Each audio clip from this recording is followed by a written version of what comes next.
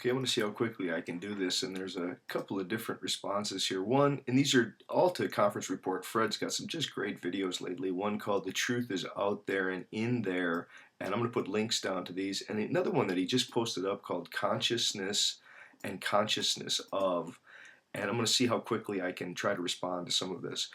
I think the first thing that I want to say is that both of those, I mean, those are just great, great videos, and please, people, check those out.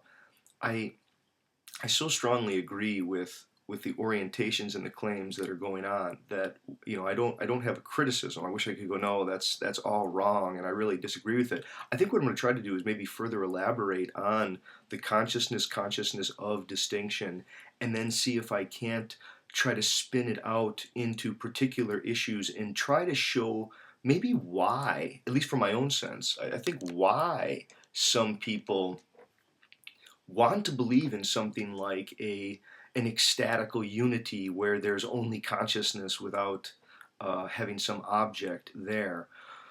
Okay, I think the first thing that I would want to say here is that, yeah, if you go back to phenomenology, Husserl with his famous dictum, his dictum was "to the things themselves," and by that he meant the objects as meant, that all consciousness is consciousness of something. And you could say that the body is a network of different kinds of consciousnesses, and the body integrates it, but you always have a again a kind of intendio and an intendum. You have some intentional act and then some intended object. And so intentionality is this structure that is the common structure to all consciousness. So the examples would be: to touch is to touch something. To see is to see something. To hear is to hear something. When you imagine something. Even when you calculate something. There is, again, an intendio and an intendum. There is the noesis and the noema. And the noematic structure is this doubling up on both sides of the conscious intentional activities and then the object as meant or as manifest by those.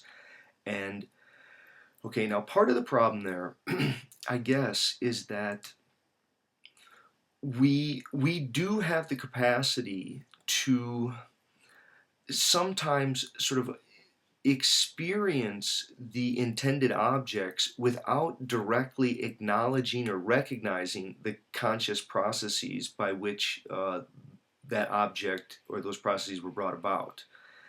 So if I look out in the world, I at first may not be aware of my eyes as looking. I mean, it's interesting, the vanishing point in Renaissance painting, some of the origin of realizing the subject as there concretely. I mean, some of this is very contested. I know if you go to Foucault's writing, Foucault is going to give a lot for these sort of discursive formations that occurred in history. But at any rate, I think if we just stick with our own everyday experiences, right? So I'm out there and I'm looking in the world, and I see something, and maybe I'm not sure what I see, and maybe I blink my eyes. I may even turn and rub my eyes. Now, as I attend to my eyes are normally what I see from, or what I'm looking from, but now they become something that I attend to. That is, I turn them from an intendio into an intendum, right? They become objects in their own regard. In that sense, again, because the body is a network of intentional relations, we can hop around and become aware of consciousness itself as an object. And I would say that this has greatly been facilitated through forms of communication technologies, literacy in particular, but all subsequent technologies.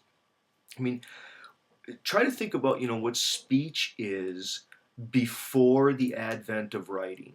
No writing at all. I mean, how long were people speaking before they had conscious, explicit awareness of the speech as an intendio?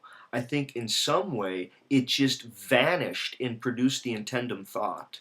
That is, speech and thought were so identified that it took various forms of reflection, of experiencing alien tongues, and then eventually of experiencing writing in order to turn speech as intendio into an object.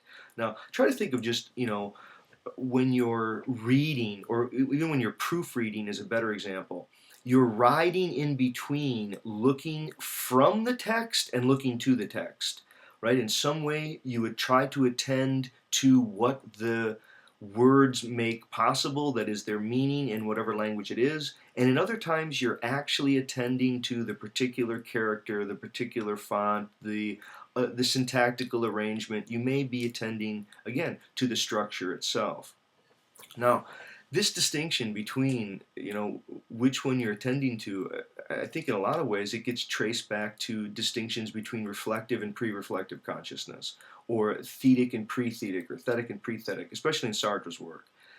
And I think, part of the problem is that many people want to assume that there is some sort of I, some transcendental I, that's behind all of the intentional acts. And this is one of the great disputes that went on between Alfred Schutz and Jean-Paul Sartre, right? So Sartre says the I does not always accompany experience. It can be made able to accompany it upon reflection, but it doesn't always accompany it. Schutz says no, the I is always there. And this was part of the dispute. Now, from my own perspective, I don't think there really is an I always there. And I think this is what some of those mystics are going for, this pure I, independent of an experience. I think, at least within phenomenology, some of the strains there do go into Husserl, and they trace back to Kant. But if you go out of the existential phenomenologists, people like Sartre, people like Heidegger, Merleau-Ponty, they're going to say no, it isn't really like that. So if you go to Merleau-Ponty, for example, he will speak of the intentional threads of the body as being sometimes very taut, and when they're taut, the intentional activities themselves, they disappear. They're a kind of transparent operation that simply render their object, or they're liquidated in their making manifest of the object.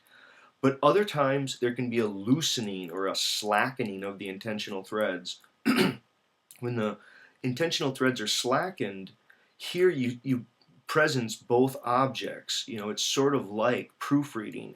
Proofreading is like a slackening of the threads, whereas getting lost in the words, getting lost in the book, is when they get tightened. But I think in Merleau-Ponty and in Sartre and Heidegger, instead of postulating an I that's behind the intentional activities of the body, what you do is you make an appeal to temporality. And you say that temporality is its own kind of consciousness that has retentions and protensions. And the way that consciousness itself is elongated. So instead of something like an I here that has polythetic acts that are all sort of shooting out in various rays that are producing this world as a manifold before me, instead what you see is an ongoing stretch, an elongated tarrying of anticipating and retaining that in this kind of, again, this awaiting that still is tarrying and lagging along, it opens itself. Now, whenever you reflectively use one sense to attend to another, when I think about my body, when I touch my eye, when I attend to my words rather than from them, in each one of these, there's a doubling back of one thread upon another thread that gives the illusion of an I behind the experience, but it's just elongating flows of a temporality that, because the temporality is, as William James would say, it's saddlebagged by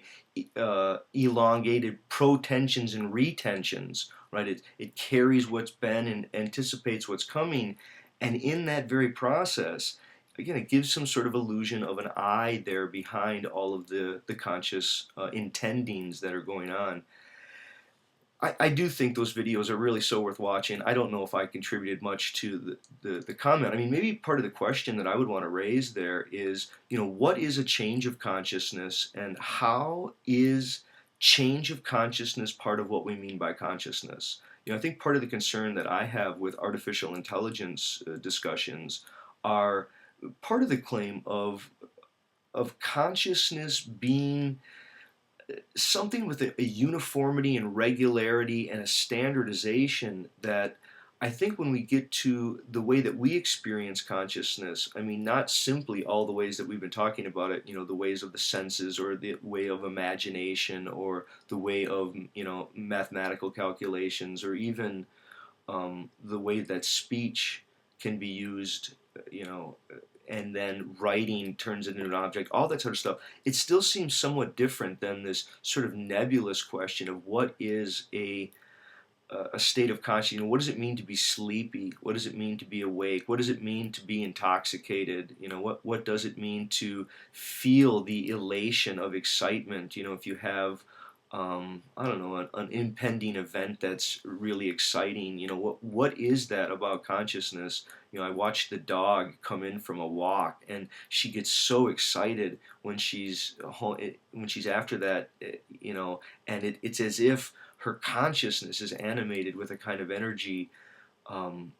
Is I guess related to some of your other videos. That I think feeling is the root base. Thought is a kind of feeling grown, articulate, and feelings are consciousness as well. To feel is to feel something. Hope is an expansive. See, this is where the temporality issue comes in as well. That I think some of the better work in consciousness has shown that emotions are a register of the temporality of consciousness. That is, hope is a kind of expansiveness, despair is a kind of contraction. The more that we think about our experience of time, it's not simply as opened by thought, but feelings are part of the consciousness by which we become aware of the world as a hopeful place, or as a place of despair, or as a place of love and things like that. Okay, at any rate, really enjoyed your videos, Fred, and thanks a lot. Hope you're well. Bye-bye.